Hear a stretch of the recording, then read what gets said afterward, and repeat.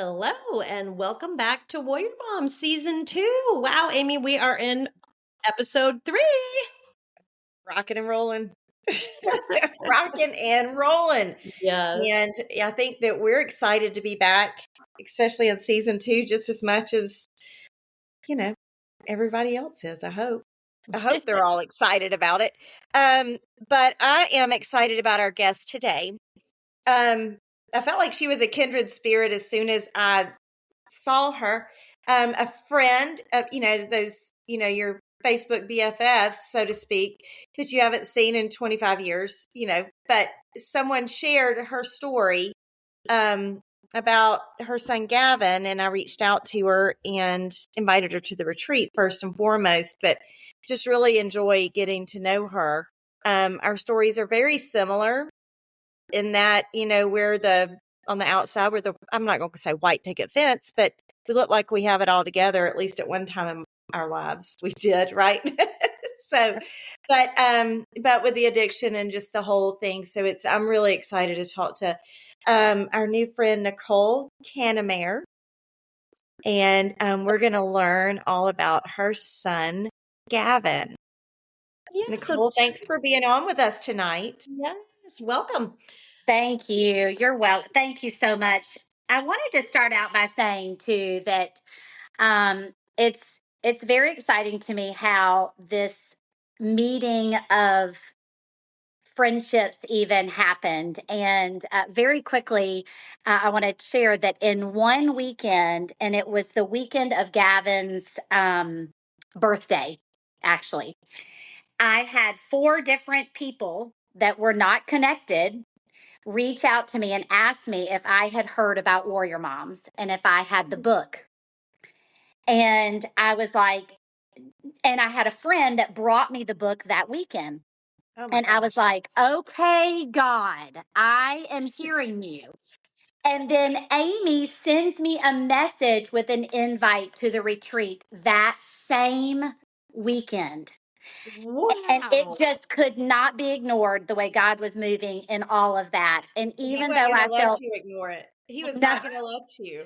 And even though I felt very nervous to come, I with full confidence knew that it was exactly where God wanted me. And then, of course, after attending the retreat, was that just confirmed? It was just such a beautiful weekend, and you two, I know, were very instrumental in making that happen. And so, I feel blessed to be here. Well, thank you. Well, we're thank you. Glad that I love those just intersections that are more than that, right? It is absolutely God putting us and people and things in our path. So let's hear about Gavin. What are the wonderful things when you think of him? We talked about that at the retreat, sort of those little snapshot moments. So Gavin was my brown-eyed baby boy. He is the middle of 2 amazing siblings. Braden is our oldest, and he is now about to turn 29. Talk about feeling old. And then Gavin is the middle, and then our third is Ava, who is 21. And Gavin is the only one that got these beautiful, deep, almost black brown eyes. And I was just a sucker for those eyes from the get go. I mean, the kid could say anything, and I just had to it's just that I just melted, Yeah. Beautiful boy. And as a kid, he always had a mind of his own, always. Like he carved his own path. I'll never forget, it was probably around middle school, and they weren't popular yet, but he wanted to wear skinny jeans, and not just like a denim skinny jean. He wanted to wear like all colors. Like I had to go buy yellow, purple, and nobody else was wearing them, but he did not care. He just always had his own style and his own personality, which we loved. We were like, go for it, man. Just be different and be yourself. You. Yeah. That's right. You be you. He was always also a very observant child even. So like, let's say we went out to dinner or say, and we come home and Gavin would say, hey, did you notice his shoes he was wearing, or this and this about him? He was just always so something, things that none of us noticed about the person we were had dinner with for 2 hours. And he did, and he loved to try new things. Our oldest son, Brayden, always told him, if I had even in one finger the amount of athleticism that you have, I would be an NFL player right now, right? He just was naturally very good at everything he tried, very athletic, but not a fan of group sports at all. Just was not about it. We tried all of them. He wanted to quit mid-season. We're like, we don't quit in the middle of a season. You got to finish the season out. And then he finally just learned to not try it because he wasn't going to like it. So he was like, I'm done with that. But he loved skateboarding. He loved snowboarding. Um, skateboarding so much that my husband Alex built him a half pipe in our very small backyard in a neighborhood so that he could skateboard whenever he wanted. That was fun. And then in high school, he found boxing, and it was his thing, man. He thrived. He picked it up so quickly. He was blessed with amazing coaches who were mentoring him and supporting him. And he loved it. And they were like, this kid is good. Like, he is good at this. And we saw um a discipline in him that we had not seen before. I wasn't having to like, got to get to practice, son. Let's go. We got to get in the car. Let's go. He was getting up and he was doing it on his own. It was the first thing that he really found that we could see that he was like, I'm going to do this. I'm going to box. He wanted to box in the Olympics. He was like, I'm going to be a USA boxer. And he just was passionate about it. And that was just so exciting for us to see, this passion that he had.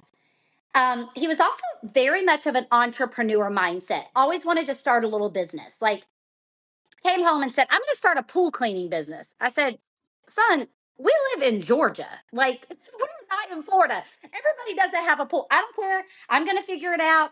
So he Googles, what do you do? Chemicals, that kind of thing. And he just was always coming up with these little things that he wanted to do. And so in high school, he had this, he was a big journaler.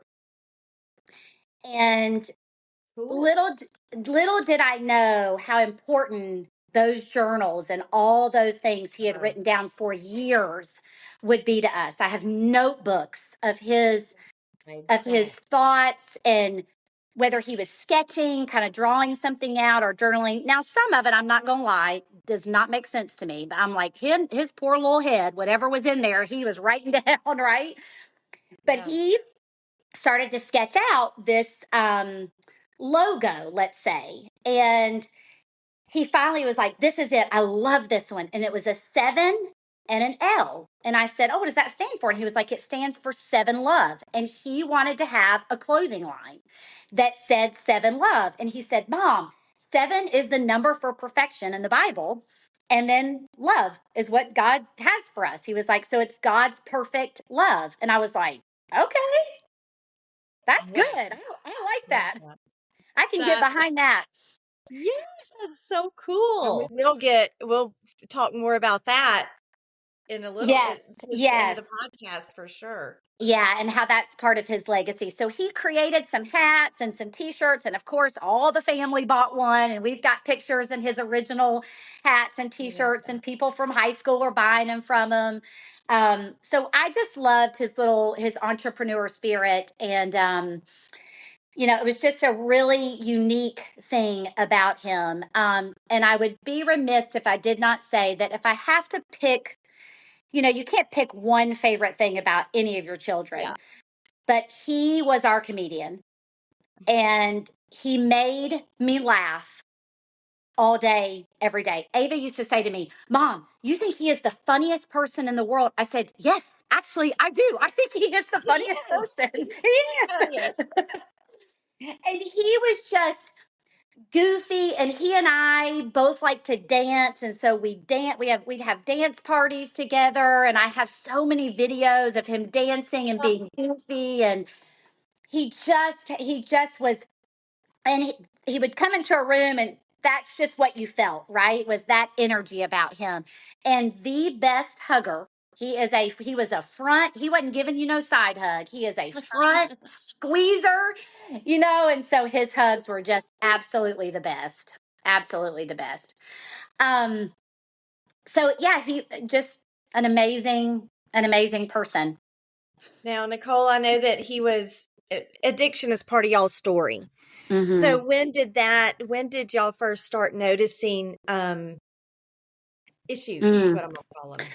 Yeah, Amy, that's actually been a question that I've had several people ask me in the last couple of years. And even during the years, so we walked 6 years of addiction with Gavin. And even during those years, especially in the beginning years of addiction as a parent, you automatically try to go back and find something to blame it on. Oh, you yeah. know, oh, well, I don't know, maybe my husband and I had a fight and this has made him who he is. Or, it's like we have Right. this need as a parent, especially to make sense of it all.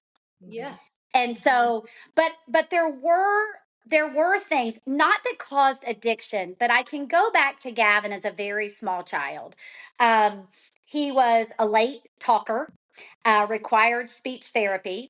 He really struggled his entire academic career in school, like really struggled. And I don't want to speak out of line, but the first thing that a lot of teachers, not all of them, but that a lot of teachers or school staff want to say is he has ADD. He's a boy, he's too hyper, he has ADD. So I'm like, says mom, like, he doesn't have ADD. He's a boy that doesn't need to sit in a desk for 8 hours a day. Well, it was kind of hindering him in class. And so he was in elementary school and I agreed to go have some testing done. We tried some medication for a very brief time against my gut. I did go against my gut feeling. Oh, we tried some medication. He had some really bad side effects. And I said, you know what? This is not worth it for us. This, in our particular situation, every situation's different, but it was not working for us. So we weaned him off of that. And my husband and I just always had to work very hard to, whether it was with tutoring or you had to sit down and do homework with him, but also in building his confidence. Because what started to happen was he started to recognize and feel like everybody else is getting this and I'm not getting it. So I'm dumb, right? I mean, that's what that's how a kid equates that in their mind. And so we started to see that as he got older. And of course, we were in his corner saying, no, you're not. Everybody learns differently, but as they get older, that them seeing that it becomes stronger than our words of encouragement to him. Oh, absolutely. Yeah. That school side is so impactful on kids. It really is. And so then what would happen too, guys, is he became the class clown, right? So because he was funny, right? So that was easy. So let me just be funny in class to distract from the fact that I'm not going to sit here and do this assignment and get in trouble in school. I mean, it never failed. That kid, you guys know, not every kid needs parent teacher conferences after a certain age, right? It's like, you don't have to go, except mine. Every flipping year. Miss Canamare, we need a parent teacher conference. And every single conference led with, he is so sweet and he is so cute. And I said, but what? I mean, like, here it comes. Because he was very respectful. He was very kind, but he was distracting from the fact. So come his sophomore year of high school, he was failing. And so we did have to make some decisions. And so I thought, okay, he's older, he's more responsible, he can tell me how he's feeling. So we'll revisit this. So we found a doctor that I trusted. We went through, did all the testing again. He said, yes, I think he could benefit from an ADD drug. So I talked with Gavin. I was like, okay. And so we tried a particular medication. And for about 6 months, it was working. He did feel like he had a better focus. He was like, it was boosting his confidence. He felt better. About 6 months in, he started to figure out that he could take multiple of those pills in a day and he could stay up longer. He could have this feeling of being up, right? I do want to go back to as he became an early teenager, there were some mental health things that started to show up that do tend to show up as they get older, right? And so we were seeing psychiatrists and doing our due diligence there as well, because he would have stouts of depression. He would have anxiety. He would get himself very worked up about his future.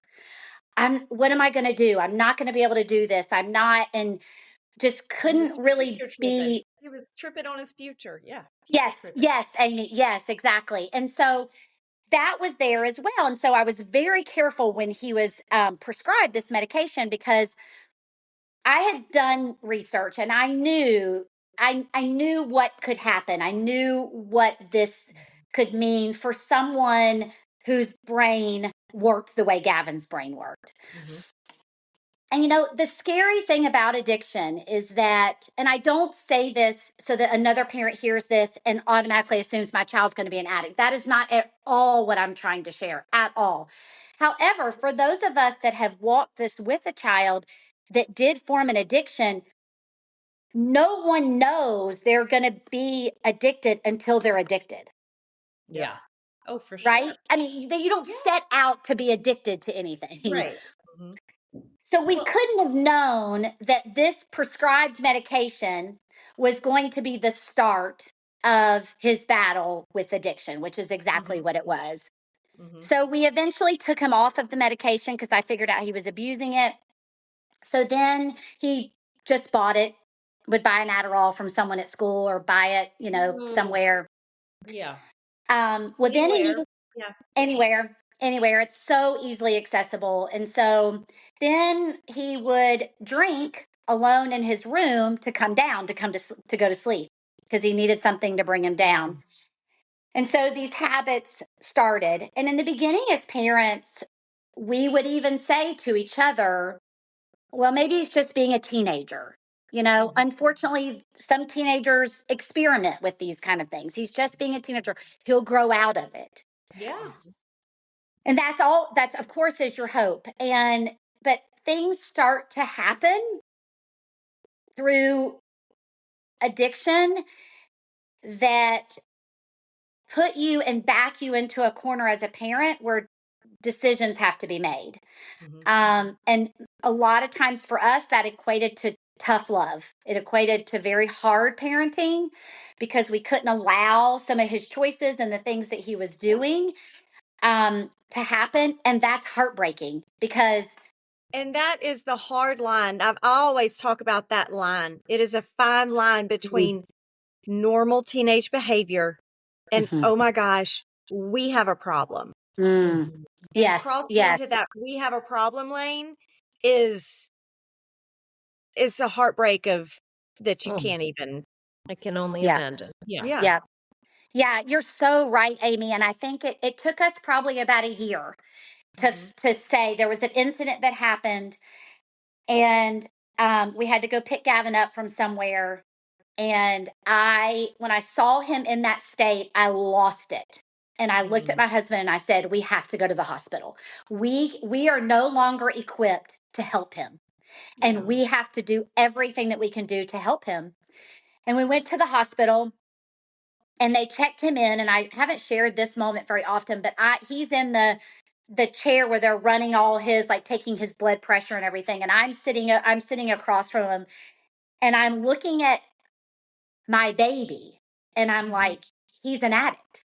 It was the moment that I realized that he has a problem with addiction, and it just tore me into pieces. And that also, in those moments, the hardest moments of that realization are also moments where God showed up in a major way. He brought the right nurses. He brought the right advocate. And from there is when he went to his first rehab from there. And that started that journey. And there was never. How old was he at that point? So he was 17. Okay. 17, almost 18 years old at that point. He was forced to. He had to drop out of school. We went into Foothills Academy so he could finish. And as moms, you will appreciate this, but I was now driving him to school again. Yeah. To make sure that he finished, right? Because you are going to have a high school degree. I don't care whether you like it or think it's important right now or not. Yes. And We're lucky we have a real, got him. Yeah. we have a really sweet moment where he graduated, and it was way past his normal friend's graduation, right? And all my family was here, and we did a mock graduation with a graduation gown, I guess, for my oldest son. And my cousin like flipped his tassel, and we made the joke that he was the valedictorian of his class. Like, isn't that great? I love it. But we celebrated his wins. We celebrated his wins, and I was more proud of him in that graduation, to be honest, than I was of my other two kids' graduation, because it took so much effort for him. It was half of yours. It was half your and degree. I felt that's right. Yeah, I was graduating from high school again too. That's right. Yeah. So we he went into his first rehab, and he really didn't fight it. He knew he needed to be there. He recognized that he wanted help. He didn't want to live the rest of his life like that, and that remained the constant for the 6 years. Gavin would have never, not one time said to us with pride or with any sort of attitude that this is what he wanted to be as a person. He and that, as a parent as well, is another thing that's so heartbreaking, because you are desperately praying for God to take this from them. I mean, once that moment, Amy, like you said, that you've crossed the line and you know that they have a problem, and addiction is a sickness and it requires treatment. And so you pray over that sickness just like I would if he had been diagnosed with cancer. I'm praying the same exact way. Absolutely. God, remove this from his life. Give him a peace of mind, and give him a confidence in himself but it's a sickness, and it changes the chemistry of their brain. And we watch that happen. And we have a lot of moments that I don't really talk about. There's a lot of traumatic moments where Gavin was a different person. I was looking physically at my son, but I was hearing the sickness. I was hearing a different person. His actions were a different person. And so y'all were in and out of recovery and addiction for, you said 6 or 7 years? Mm-hmm. Yeah. And in 2023, we had an incident where we looked at him again and said, you have to go to recovery, Gavin. Like, you can do this. I don't care if we have to go to 10 recoveries, 15 recoveries in your life. There's going to come a time that it's, and I don't want to speak on statistics or anything, but that mid-20s is such a hard time, especially for males. It is such that, they haven't developed. They're not there yet. It's like, and I just kept thinking to myself, God, just let him get to like 30. Like, I feel like he's going to mature, and he's going to like wake up one day and be like, okay, I'm done. That was kind of like, I don't know why I had that in my head, that's what would happen. But, because it was just so much of it was immaturity, at 22, 23 years old. And so he went willingly, but he did go with crying and said, Mom, I can't be the kid that's in and out of recovery for the rest of his life. And I said, you're right, you can't. And that's why you got to dig your heels in, and you got to do this. And he had never,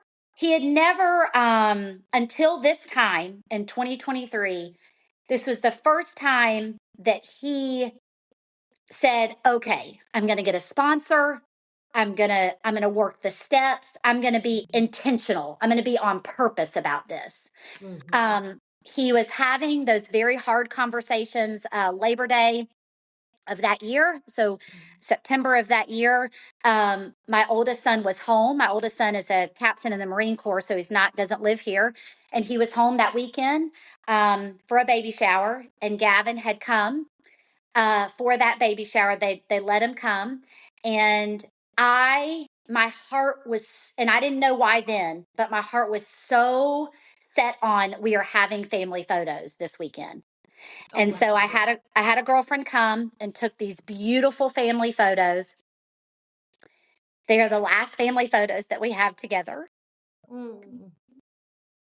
Wow. And he was very sad that day. He was very sad and very depressed. And he sat in the kitchen while we were having this big baby shower. And he said, Mom, he said, I would never have this many people here to celebrate anything I was doing. Now, we know that was a lie from Satan, that was not true. Gavin had a huge corner of people who loved him immensely and dearly. But was the state of his mind. And so that Sunday, Braden wanted to go, knew that he was sad. And so Braden said, I'm going to go be with him. And Braden went and spent the day with him. And Gavin was able to apologize about things that he had been holding on to and, past situations. And he had multiple conversations with people. He was in that step. I don't know exactly what step that is, but that's where he was. Making amends. Yeah. Yes, he was. He was making his amends. And he had sent me a message and he said, Mom, just really pray for me because these next couple months are going to be really hard because I have to face things that I've done, to people in certain situations. And so he was there. He was doing really great. It was time for him to come out and could go into like a sober living situation or whatever that next situation would be.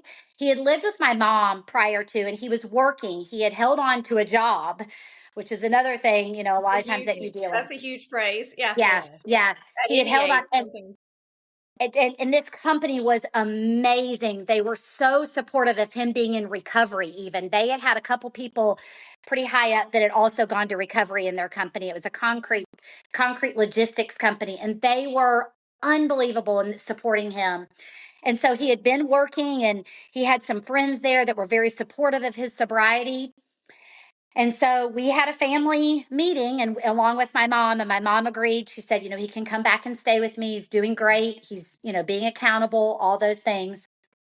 And so she helped him go get his stuff, and they came back to her house that night. And she sent me a picture of him, like laying down and like, he's so happy he's here kind of thing was her caption to me, her text with the picture. And so the next day was a Friday, and he went to work, and he was going to hang out with one of his friends from work who, again, supported him, knew his situation. And they were going to play pickleball that weekend, and they were grabbing pizza and just hanging out, just hanging out. So that Friday evening, it was Friday, October 13th. And I had texted him late afternoon and just said, how are you doing? How are you doing at your friend's house? And he didn't answer me back. And Alex and I had sat down to watch a movie. And we were about 10, 15 minutes into the movie. And his friend called me with a scream that I have never heard before. And tried to get out. And all he could get out is, I'm trying to save your son. I'm trying to save him. I'm trying to save him. And his girlfriend was there, and his girlfriend was a nurse. And I was like, what is happening? What is happening? And he said, I don't know. He's taken something. He's not, and he's not speaking clearly, right? This is amidst tears and panic. And he's like, she's given him CPR. And I'm like, call 911. He was like, I've called him and they're not here yet. They're not here yet. And so without going into all the details for what felt like hours, it was probably just minutes of just absolute I don't even know the words, you guys. I don't think there's a word to describe that, No. right? No. It's just terror, it's just such trauma, all of it wrapped into it.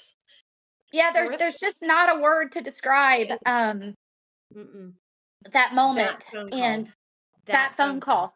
Yeah. The phone call that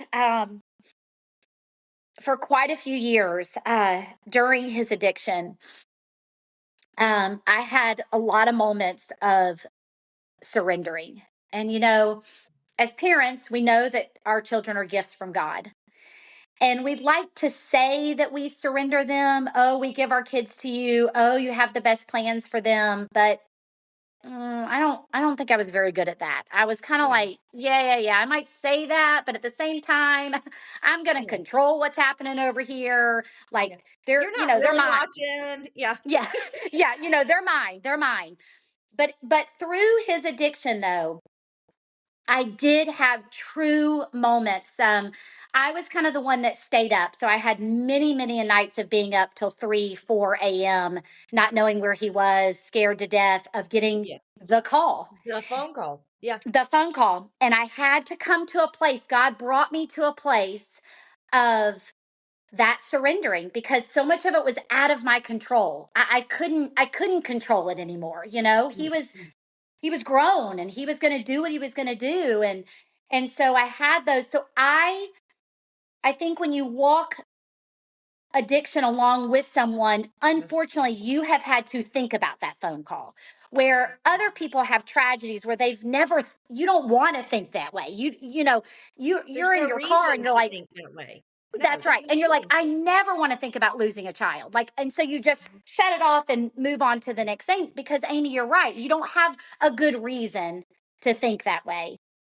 And I did. I think a parent of an addict, you do because they're running the risk. I mean, there's just the possibility is there. Well, and the like Amy, possibility. you're grieving twice. You've had this grieving process all through the years of addiction and rehab and the highs and lows, and then you get the phone call, and now you have another type. That is so right because in that grief during addiction, especially at the height of their addiction, you're grieving like what you thought their life would be that it may not be now. This may look different and you're grieving because you see them hurting and you're grieving their heartache that you can't change.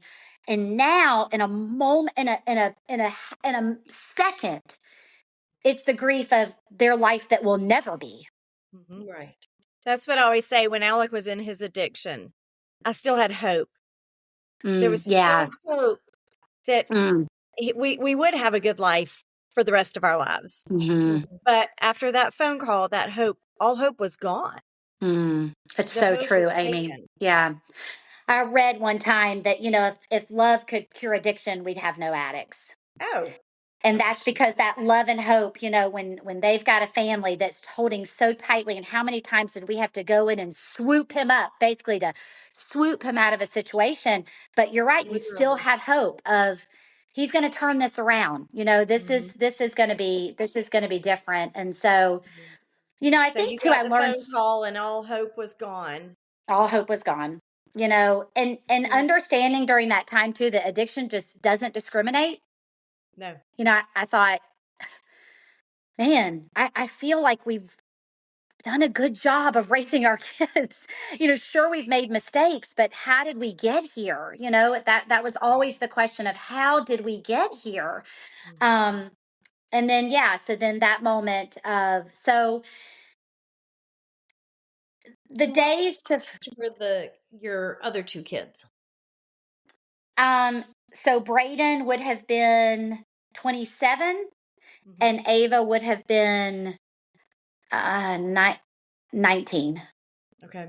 So 19. Was she still at home or was she?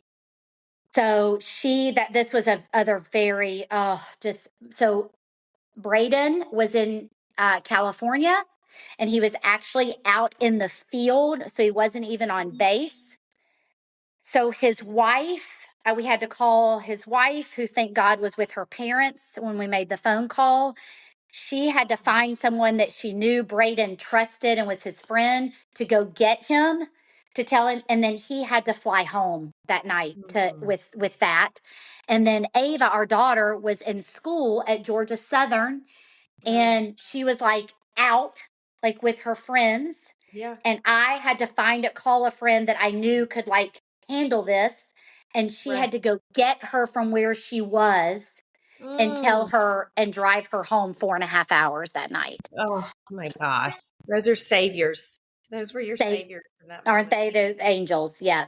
Yeah. And so in the moment, there were two best friends that I called immediately that had walked along in prayer with us for Gavin and knew Gavin personally. And then my mom were the first three. We actually went to my mom's house. We knew that couldn't be a phone call. And so we drove over, and you guys, I don't think about these moments very often, but the grief in those moments were such a physical pain that like Alex had to stop so I could throw up on the side of the road, like on the way to my mom several times. Like it was manifesting trauma. I think that's trauma. Yeah, that is pure trauma right there. Yeah, just manifesting so physically, right? Yes.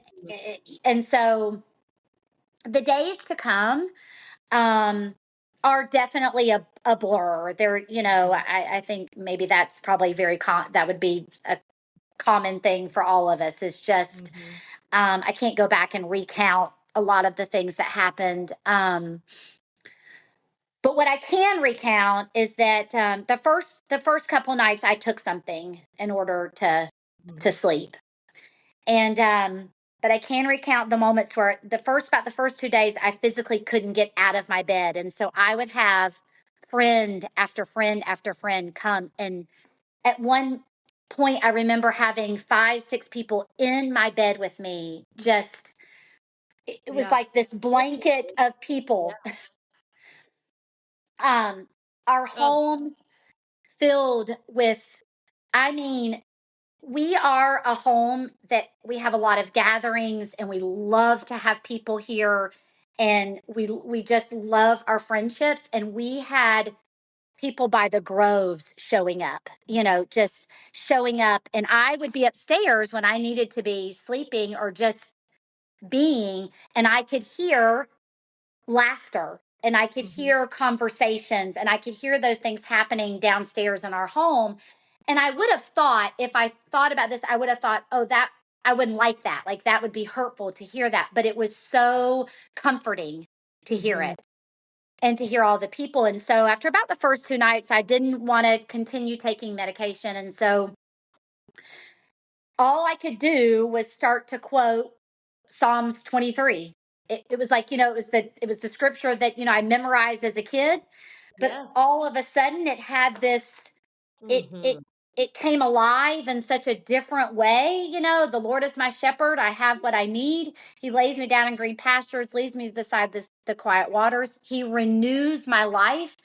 He leads me along the right path. Even when I go through the darkest valley, the shadow of death, I will fear no evil. And I kept getting stuck in those lines. And I thought, oh my gosh, that's where we are. We are in the darkest valley we will ever be in.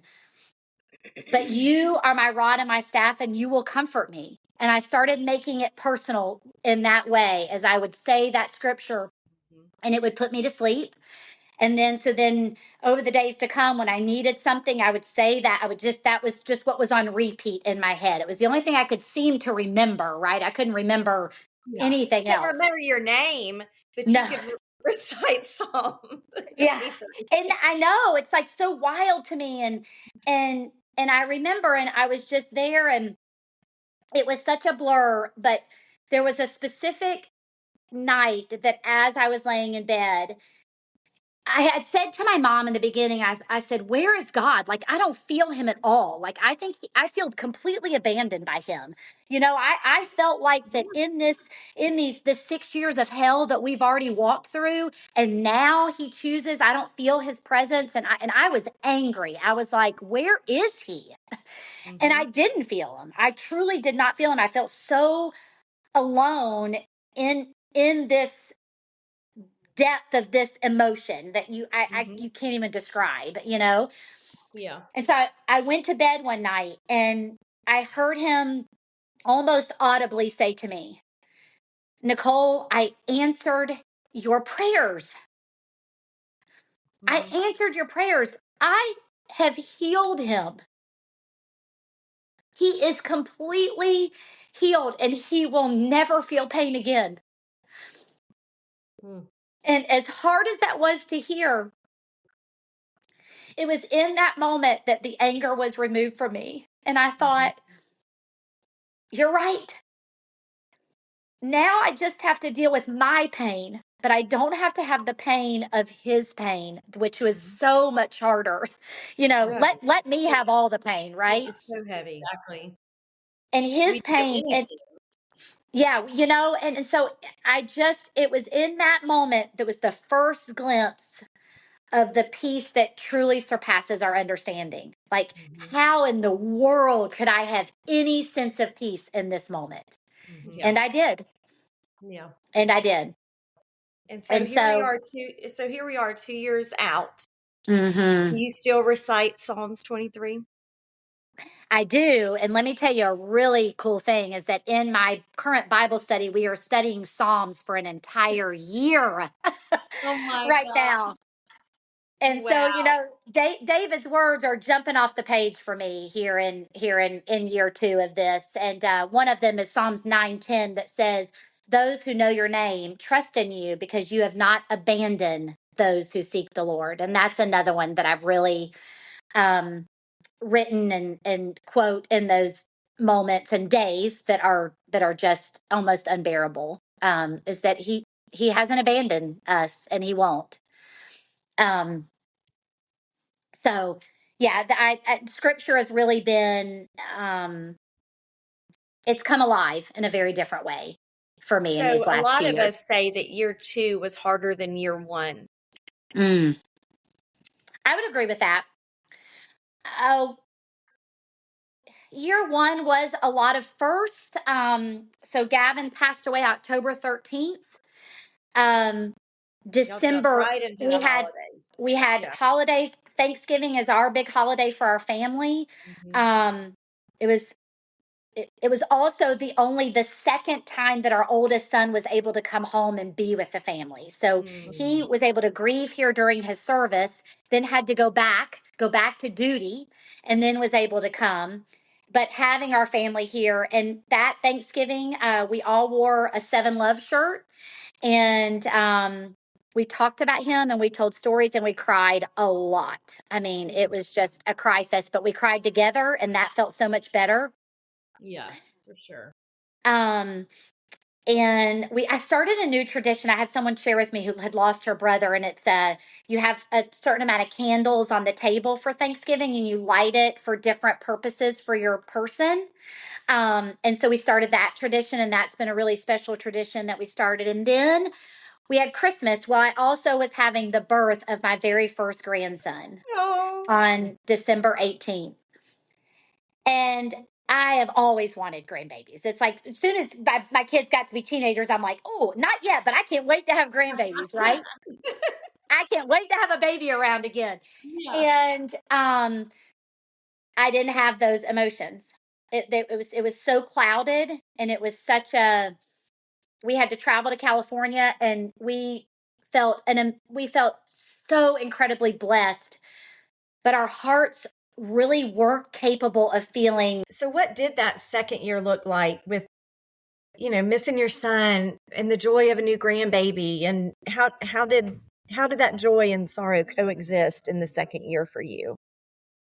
Yeah, you're told, I think pretty early on, probably most of us have had someone say to us, the second year, subsequent years can be harder because the reality is setting in. That first year is all those first that you push through and get through. And then the second is, oh, this is what it's going to feel like for forever. That this is permanent.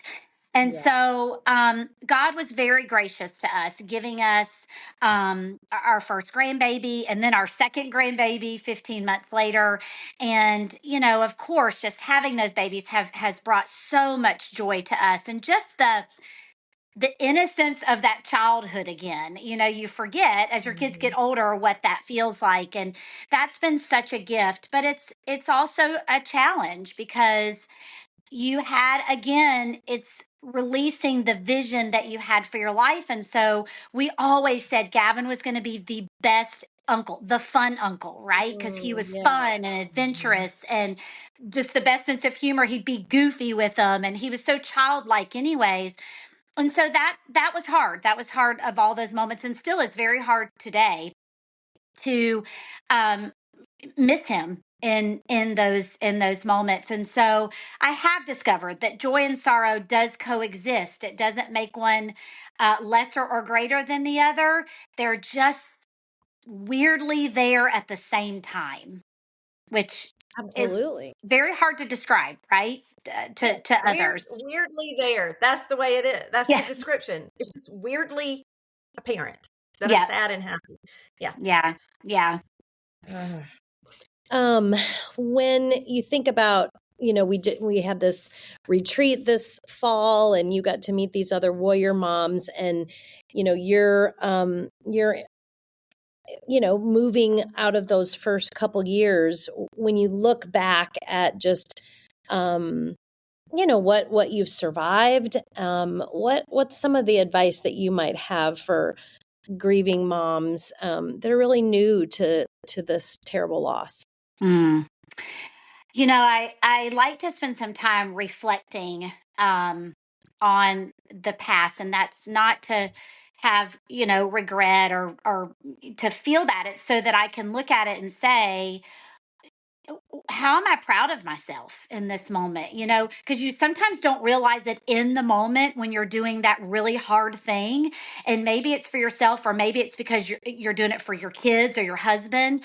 But I think it's important for us to look back and evaluate the things that we do, and some of the things that I realized that I did that I didn't really realize in the moment were coping skills, right? Were a way of coping. But I got back to moving, and for me that might have been much like Amy. I love to garden, and being outside is just my absolute happy place. I love to plant flowers, and I would just go out and piddle. I wasn't even really truly gardening. I was just, but getting out there and then realizing how much joy that gave me to be in nature, and to get my hands dirty. I got back to my Bible study and my devotion, and actually going to my Bible study every Thursday was very, very hard. I don't know if it's because it was a time where I had to sit still, Mm-hmm. and it was like things would set in for me. For example, one of the hardest moments to date that I've had is, it was the beginning of Bible study, and so I had not even thought about this happening, but we went in and we're sitting in a semicircle, and it's time for introductions, Yeah. and I was going to be at the end of that semicircle. And how do you start an introduction? My name is, I have so many kids. And I could feel it. Guys, I think it's the first time I've ever felt like a true anxiety attack. And Yeah. it was overwhelming. I had to dismiss myself from the room. And thank goodness I was just surrounded by such loving people. But it was very, very difficult, very hard. But I knew it was what I needed. And so I just kept going. And each week I would cry, and I thought, that's okay. It's Right. okay. It's okay if you need to cry. I would make myself say yes. We talked about this a lot at the Warrior Moms retreat, and I thought it was so good, because I had not really recognized that as something that I had done well in the depth of grief. But I would say yes, and I when I did not feel like it, but I knew that those were good people for me to be around, and it would be encouraging and uplifting. um while finding the balance. You can say yes too much as Right. well. But yeah, I tried to that you could be the yes girl too, and then just crash out. So I tried to find a balance in that. Talking about Gavin, very often is it uncomfortable for other people to talk about Gavin. And as we all have talked about, that's all we want is for people to say their name and to ask us about them and to ask a memory. Some of the sweetest comments I would get on post that I would feel led to post were when people would ask me about Gavin and about the characteristics of Gavin. And that felt so good to share that. So I would talk about him. You know, the biggest thing that I realized now, a little over 2 years into this journey, is that God has never left me. He has truly been by my side through every moment. Some days I felt that stronger, and some days I didn't feel it at all. But hindsight, I can look back and know that he was there. I also see that he was preparing me for this. There was preparation in my life for this. And, through that preparation, I've been able to find the strength. And so I would encourage a new mom that to find, even if it's one person that you feel like can understand what you're going through, and that you can talk about your child and kind of release it. We just, I feel like in our society it's kind of this thing. It's like, oh, mourn for a couple of days, but then get back to your life, get back to work, get back to, I mean, in biblical times, they mourned for weeks. I mean, weeks. And we just so often push ourselves to just go back to the norm when nothing is normal. Yes. And, so find some sort of support system, some sort of strength. Be intentional in that. Maybe if you hear my words and, if you're finding yourself down and you're feeling so alone, because you don't have to feel alone.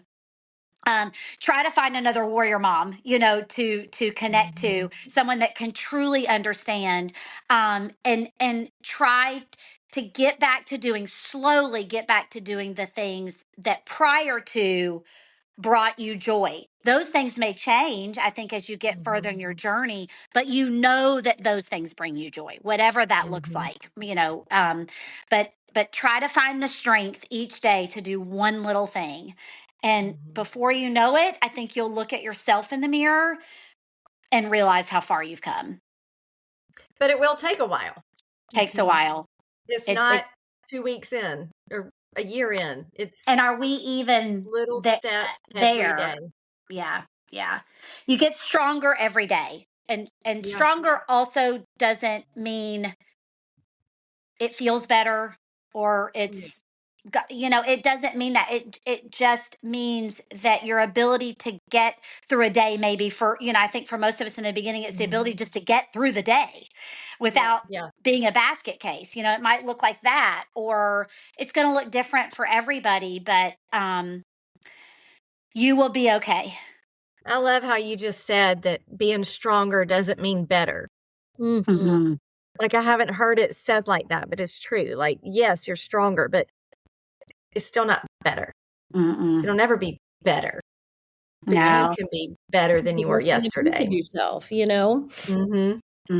Absolutely.